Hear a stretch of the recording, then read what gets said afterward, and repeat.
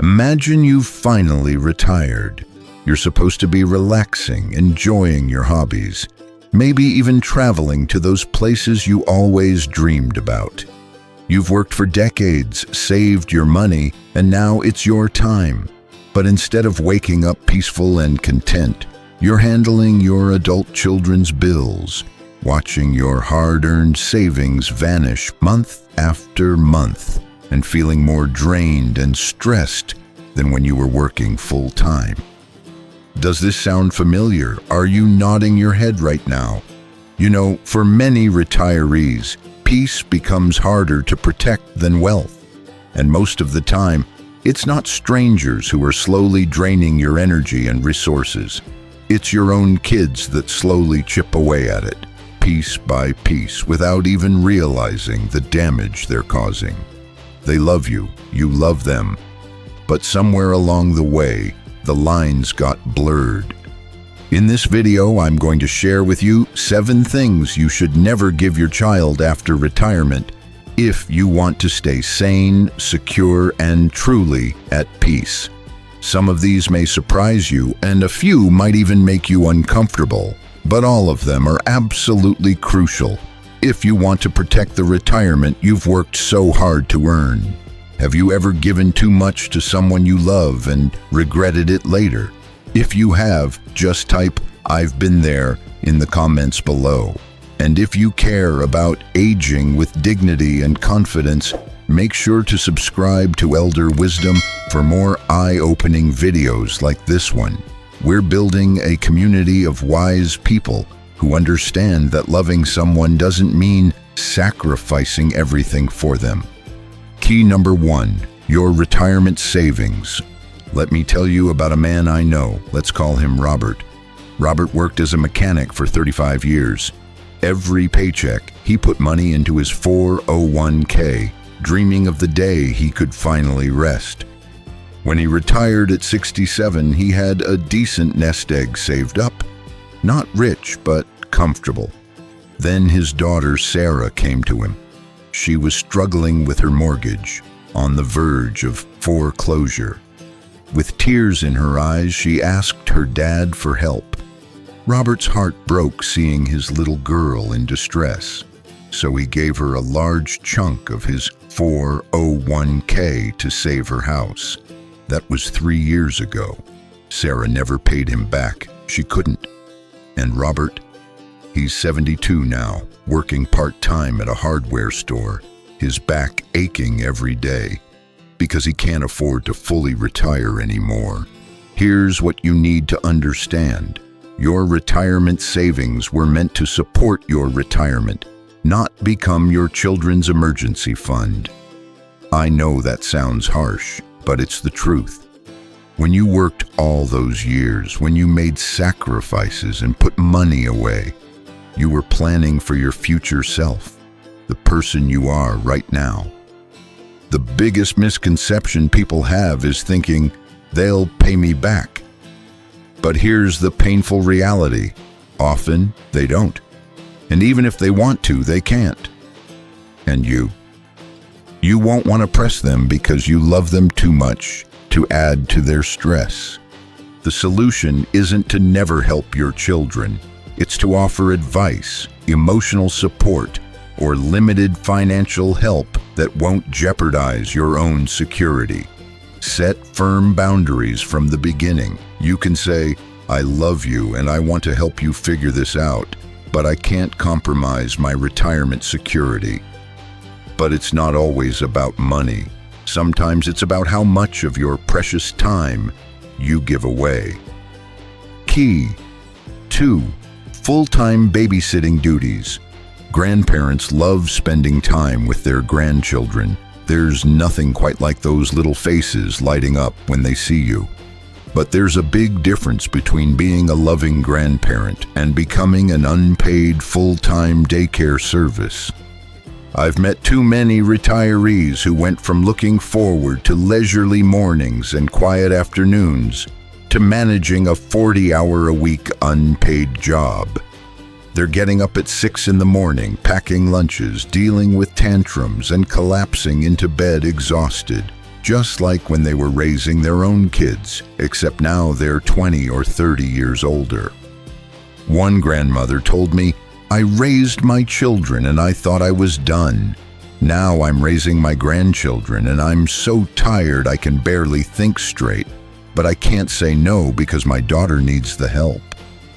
You see, retirees need rest and freedom, not a second round of intensive parenting. Your body isn't the same as it was in your 30s. Your energy levels are different. And most importantly, this is supposed to be your time to finally live for yourself. The misconception here is thinking, well, it keeps me busy.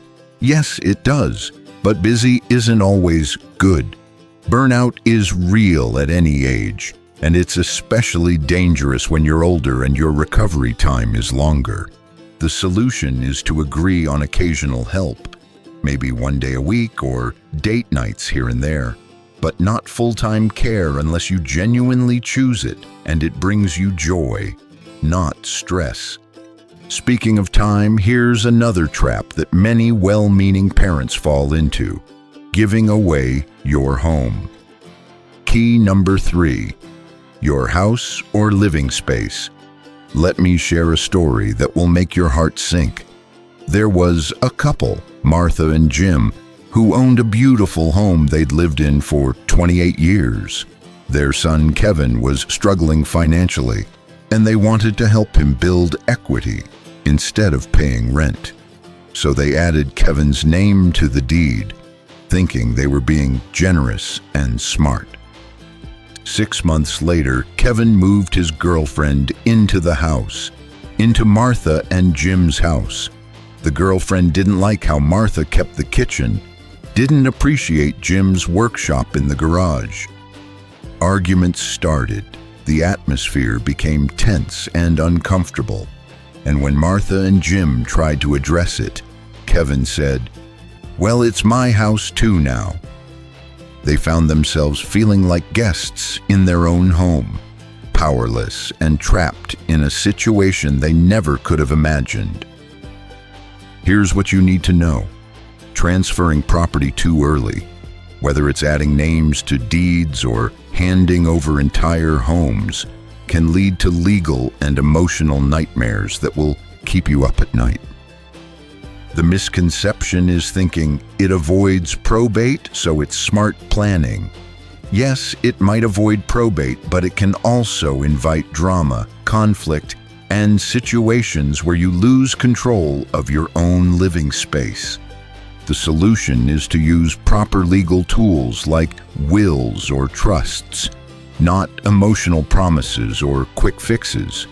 Keep control of your home until you're truly ready to let it go, and even then, do it through proper legal channels with professional guidance. Property isn't the only thing you can lose control of, so can your entire identity and autonomy. Key number 4, control over your life decisions. Some retirees hand over decision-making power to their adult children out of convenience. Maybe technology feels overwhelming, or medical decisions seem complicated, or financial management feels like too much work. So they say, "You handle it," thinking they're making life easier. But later, they feel trapped in choices they didn't make, living a life that doesn't feel like their own anymore. I met a woman named Dorothy who let her son take over all her financial decisions because he's good with computers and I'm not.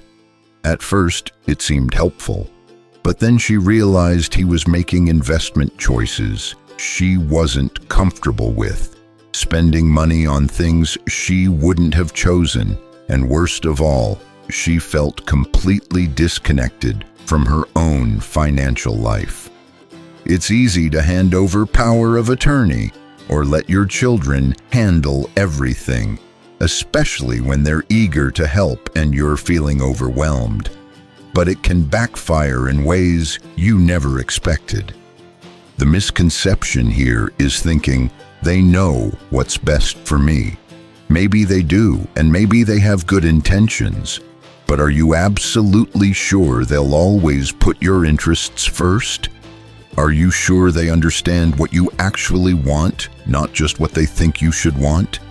Even the most loving, well-intentioned children are still separate people with their own biases, priorities, and blind spots. The solution is to share decisions and ask for help when you need it, but never fully surrender your autonomy. Stay involved. Ask questions. Make the final choices yourself, even if you need help understanding the options. Now let's talk about something more subtle but just as dangerous: emotional manipulation. Key number 5, emotional guilt and obligation.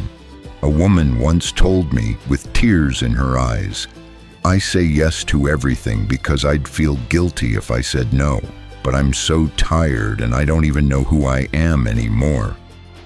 This broke my heart because I see this everywhere. Adult children, often without even realizing it, use emotional guilt as one of the most powerful tools to get what they need from their parents. It sounds like, "You're the only one who can help me." I wouldn't ask if I wasn't desperate. After all I've been through. Don't you want to help your grandchildren? I thought you loved me. And you, being a loving parent, feel that familiar tug in your chest. You think about all the times they needed you when they were small, and you can't bear the thought of letting them down now. But here's what's happening.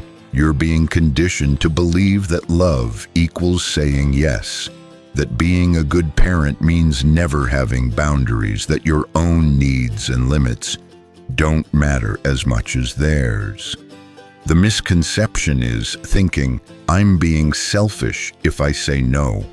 But that's completely backward. You're not being selfish. You're preserving your energy and your boundaries so you can continue to be a healthy, balanced person who has something genuine to offer. The solution is to practice gentle but firm refusal. You can say things like, "I love you and I understand you're struggling, but I can't do that right now." Or, "I care about you, but that's not something I'm able to help with." It feels uncomfortable at first, but it's actually an act of love for them and for yourself. And sometimes what we give away isn't physical at all. It's digital. Key number 6, unrestricted access to your accounts. One retired parent shared her story with me, and it still gives me chills. She had shared her passwords with her son so he could help her with online banking when she was feeling overwhelmed by technology. He was helpful, responsible, always checking in about transactions. But a few months later, she discovered recurring charges she never approved. Subscriptions, services, even some purchases that her son had authorized because he thought she would want them or they were good deals. When she confronted him, he wasn't trying to steal from her. He genuinely thought he was helping, but the damage was done, both financially and emotionally. Financial elder abuse is often unintentional, but it's still very real. And it's happening more and more as our lives become increasingly digital, and many older adults feel less confident navigating online systems. The misconception is thinking, "My kids would never take advantage of me." And you're probably right, they wouldn't intentionally hurt you. But when someone has unrestricted access to your accounts, mistakes happen, boundaries blur, and sometimes when they're desperate, even good people make choices they never thought they would. The solution is to keep financial control in your own hands. If you need help with technology, work with a neutral third party like a financial advisor or bank representative. If you want to give someone access for emergencies, make it limited and specific, not a blanket permission to handle everything. Your financial independence is directly connected to your personal independence. Guard it carefully. And last, but possibly most painful of all, is giving up your right to peace. Key number 7, your peace of mind. Picture this. You answer every call, day or night. You solve every problem, big or small. You lend every dollar they ask for. You babysit whenever they need you. You worry about their relationships, their jobs, their finances, their children. You lie awake at night thinking about their problems. And suddenly, you realize you're not living your own life anymore. You're living someone else's life.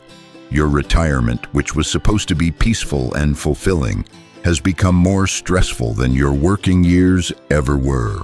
One man told me, "I retired from my job, but I never retired from being a parent. In fact, it got worse. Now I have more time to worry and more availability to fix things.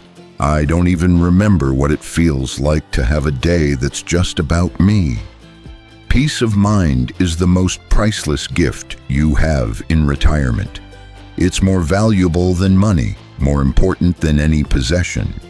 It's the foundation that everything else in your life rests on.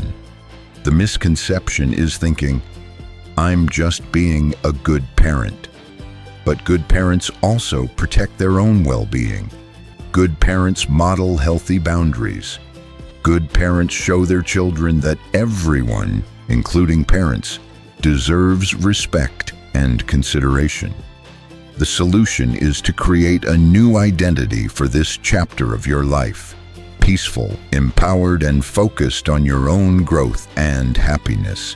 You can still love your children deeply while prioritizing your own mental and emotional health.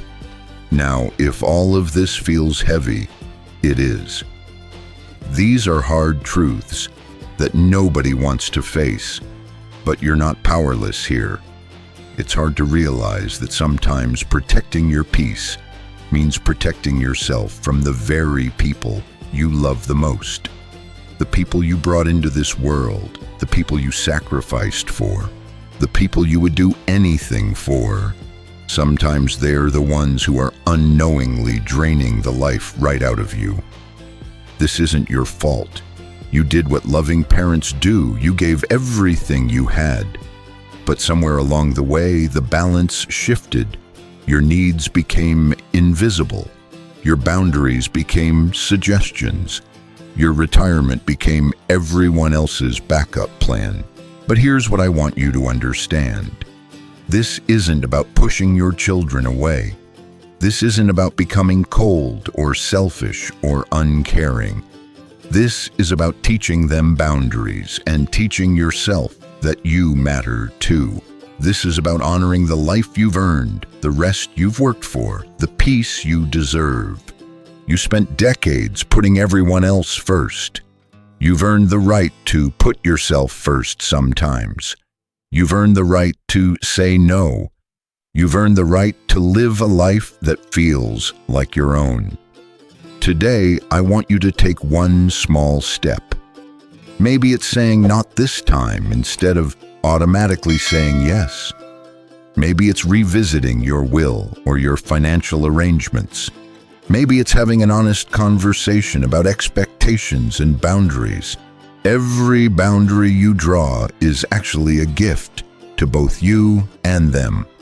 Because when you protect your peace, you become a better parent, a better grandparent, and a better person. When you're not constantly stressed and depleted, you have more genuine love and wisdom to offer. When you model healthy boundaries, you teach your children how to have them too. You can have a retirement that's full of joy, rest, and meaning. You can wake up excited about your day instead of dreading the next crisis. You can love your family deeply while still loving yourself. All it takes is a little courage and the wisdom to say no with love. Let me recap the 7 things you should never give your child after retirement.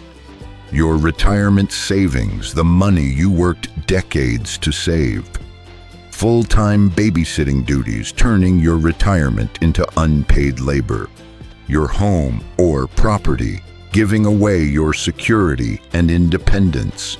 Total control over your life decisions, surrendering your autonomy. Emotional guilt and obligation, letting manipulation guide your choices.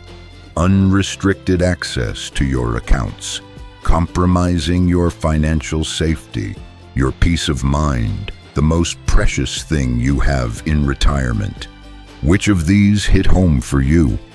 Have you ever given something to your adult children that you later realized cost you your peace? Have you found yourself in any of these situations, feeling trapped or taken advantage of, even though you know your children love you? Share your story in the comments below. Your experience could be exactly what someone else needs to hear to realize they're not alone in this struggle. Sometimes knowing that other people have walked this path and found their way back to peace is all the encouragement we need to start making changes. And if you want more heartfelt, honest insights like this to help you navigate retirement and family relationships with wisdom and dignity, make sure to hit that subscribe button. Elder Wisdom is here for you. We're building a community of people who understand that aging doesn't mean becoming invisible, and that retirement should be a time of peace, not constant stress. Remember, you are not responsible for solving every problem your adult children face. You are not required to sacrifice your security for their comfort. You are not obligated to give up your dreams so they can chase theirs. You matter. Your peace matters. Your retirement matters. Thank you for watching, for being here, and for taking the time to invest in your own well-being. Stay wise, stay peaceful, and remember, it's never too late to reclaim your boundaries and your joy. I'll see you in the next video.